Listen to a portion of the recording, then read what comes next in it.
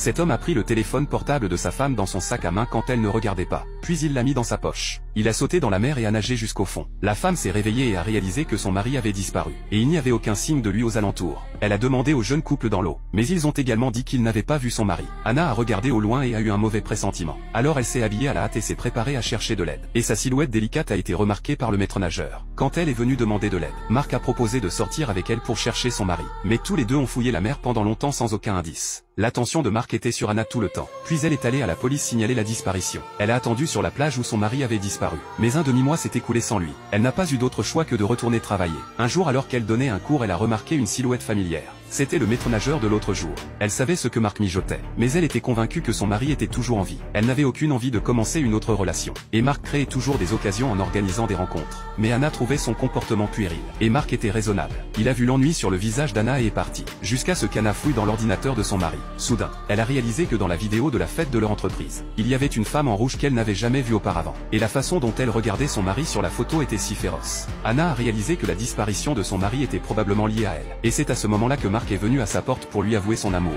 Anna l'a rejeté catégoriquement. Mais il n'a pas été découragé. Il a proposé de l'accompagner pour chercher son mari. Anna a accepté en considérant à quel point c'était gênant pour elle d'être seule. Le lendemain, ils ont attendu que la femme en rouge quitte son travail. Ils l'ont suivi jusqu'à chez elle. Le jour suivant, Marc est venu seul. Il a prétendu utiliser les toilettes et a frappé à la porte de la femme. Peut-être parce que Marc était beau. La femme a hésité et a accepté. Marc a profité d'aller aux toilettes pour découvrir quelque chose d'inhabituel. De nombreuses portes dans la maison de la femme étaient verrouillées. La femme l'a invité à s'asseoir et à prendre une tasse de café. Marc a également montré son habileté en tant que vétéran des affaires amoureuses. Il ne lui a pas fallu longtemps pour charmer la femme. Les yeux de la femme étaient encore pleins de réticence quand ils se sont quittés. Marc a rapidement rapporté la nouvelle à Anna. Anna a décidé d'aller voir la maison de cette dame. Pour faciliter son action. Le soir, Marc a invité la femme à boire un verre. Anna s'est facilement introduite dans la maison de la femme. Elle a découvert une porte en fer à côte dans le sous-sol. Elle sentait que son mari était à l'intérieur.